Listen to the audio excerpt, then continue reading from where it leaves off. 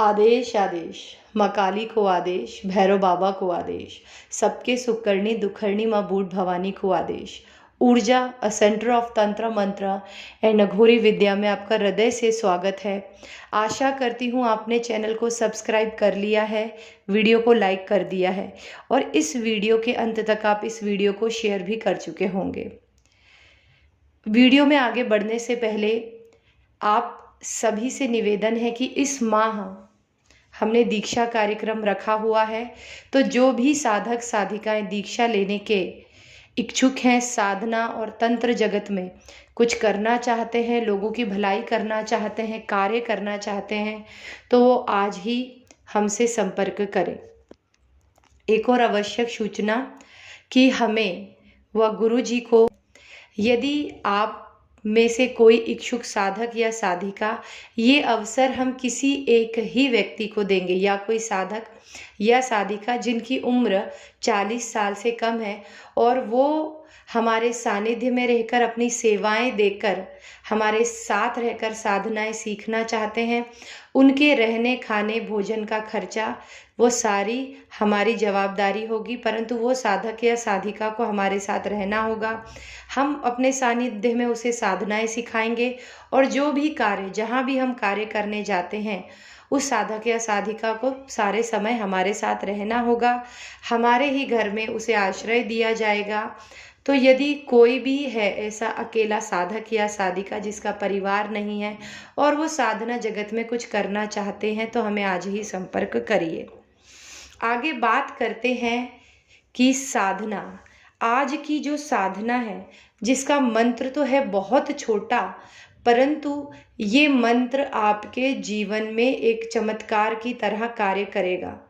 आपके जीवन को धन धान्य से भर देगा, खुशियों से भर देगा। और जैसा कि आप लोगों ने थंबनेल में देखा कि ये मंत्र तो एक है, पर इसे 2 बार सिद्ध किया जाएगा और 2 तरीके की साधनाओं से इसे सिद्ध किया जाएगा। और जैसे ही ये मंत्र आपका सिद्ध हो जाएगा, उसके बाद आपको अपने कार्यों के लिए किसी की आवश्यकता नहीं होगी। आपके सारे कार्य स्वतः ही बनते जाएंगे। तो अब मैं आपको बता देती हूँ, ये है धन धान्य प्राप्ति का मंत्र, भैरव चैटक मंत्र। धन धान्य प्राप्ति का मंत्र, भैरव चैटक मंत्र। मंत्र बहुत छोटा है, सरल है, आप लोगों ने सुना भी होगा, परंतु इस मंत्र में जो भोग और जो इस मंत्र की जाप विधि और जो इस मंत्र की दशांश विधि, वो बहुत ही अलग है। अब आप सोचेंगे कि इस प्रकार के मंत्र तो आपको सोशल मीडिया पे कई मिल जाते हैं। जी बिल्कुल मिल जाते होंगे साधक साधिकाओं आपको, परंतु मंत्र की सही विधि, मंत्र जाप करने की गिनती और मंत्र में संकल्प लेना, ये परम आवश्यक होता है। तो बिना आपका समय व्यर्थ ना किए आज की इस साधना को मैं शुरू करती हूँ। मंत्र मैं आपको अंत में बताऊंगी। अब इस साधना को आपको किसी भी शुभ मुहूर्त के रविवार, कोई भी शुभ मुहूर्त या भैरव अष्टमी से आप इस मंत्र को प्रारंभ कर सकते हैं, जो मैं पहली विधि मंत्र सिद्धि की बता रही हूँ। और सबसे ज़रूरी बात, इस मंत्र में आपको भैरव साधना के सभी नियमों का बहुत ही कड़ाई से पालन करना होगा। इस मंत्र की सिद्धि के समय जो भी भैरव मंत्र की सिद्धि के नियम होते हैं, उनको आपको पालन करना होगा। मंत्र की आपको 21 मालाएं 21 दिन तक जाप करके आप सिद्ध कर लें। सिद्ध होने के पश्चात जैसे ही आपके 21 दिन इस मंत्र सिद्धि के पूरे होते हैं, उसके पश्चात आप 22वें दिन इस मंत्र का दशांश हवन अवश्य कर लें। अब दशांश हवन आपको किस किस सामग्री से करना है? दशांश हवन के लिए आपको चाहिए घी, शर्करा अर्थात शक्कर, मधु यानी कि शहद और पंचमेवा। इसमें आपको इसके अलावा कोई और सामग्री का प्रयोग, न जौ न तिल न हवन सामग्री का प्रयोग नहीं करना है। घी, शर्कर, शहद और पंचमेवा से आपको इस मंत्र का दशांश हवन करना है। ये मैं पहले अनुष्ठान की बात कर रही हूँ, जिसे आपको 21 दिन करना है। जब आपका 21 दिन पूर्ण हो जाते हैं, आपका दशांश हवन हो जाता है पहले अनुष्ठान का, इसके बाद आपको एक और अनुष्ठान उठाना है 11 दिनों का। अब ये अनुष्ठान आप किसी भी शुभ शनिवार, अर्थात शुभ ग्रह शुभ स्थितियों के अनुसार जो शनिवार पहला पड़ता है शुभ मुहूर्त में, आपको उस शुभ मुहूर्त का शनिवार से दूसरा अनुष्ठान उठाना है। वीडियो में अंत तक बने रहना, चैनल को लाइक शेयर सब्सक्राइब ज़रूर करना, वीडियो अंत तक देखना ज़रूरी है। दूसरे अनुष्ठान को आपको 11 दिन तक 11 मालाओं से सिद्ध करना है मंत्र को। जब आप पहला अनुष्ठान उठाएंगे तब ये मंत्र पूर्ण चैतन्य हो जाएगा, और जब आप दूसरा अनुष्ठान उठाएंगे तो वो अपना काम शुरू कर देगा, आपके सभी रास्ते खुलने लगेंगे। और जब आपका दूसरा अनुष्ठान जो 11 दिन 11 मालाओं वाला पूर्ण हो जाए, तत्पश्चात आपको उसका एक और दशांश हवन करना है उस मंत्र का, घी, गेहूं और चावल से।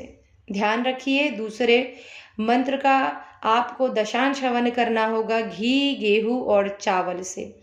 एक और आवश्यक बात, इन दोनों अनुष्ठानों को जब भी आप मंत्र सिद्धि करते हैं तो हाथ में चावल, जल और सिंदूर माता का थोड़ा लेकर आपको संकल्प करना है।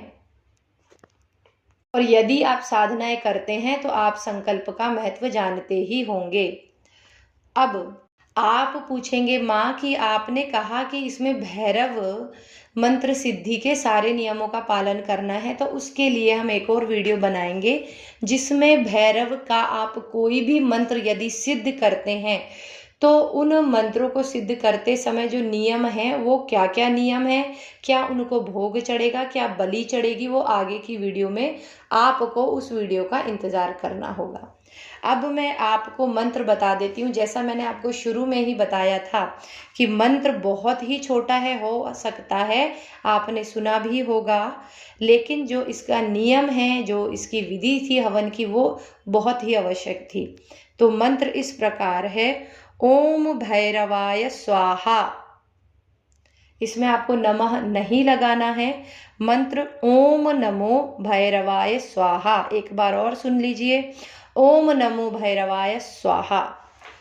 तो आशा करती हूँ कि आप मंत्र समझ गए हैं, पूरा विधि विधान समझ गए हैं, और इस महादीक्षा कार्यक्रम के लिए या साधनाओं में किसी भी प्रकार की आपको अड़चन आती है तो आप संपर्क कर सकते हैं। यदि आप पहले से साधनाएं करते हैं और किसी भी प्रकार की जरूरी मंत्र या साधना चाहते हैं तो उसका कोई छोटा सा शुल्क देकर वो साधनाएं भी आप हमसे प्राप्त कर सकते हैं।